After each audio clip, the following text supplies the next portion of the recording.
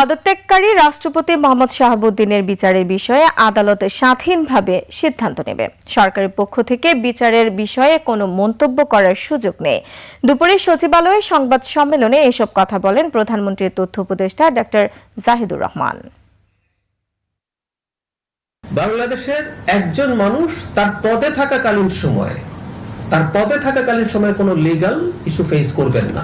রাষ্ট্রপতি উনি যতদিন পদে আছেন, উনি যখন পদে নেই, সেটা আগে করা ওনার কোন রকম কোন যদি মিসকন্ডাক্ট, আমি এই রাষ্ট্রপতির কথা বলছি না, এনি প্রেসিডেন্ট আগে করা কোনো বিষয় এবং পরেও যদি কোনো কিছু থেকে থাকে, সেগুলোর জন্য নিশ্চয়ই তার বিরুদ্ধে লিগ্যাল অ্যাকশন নেওয়া যাবে।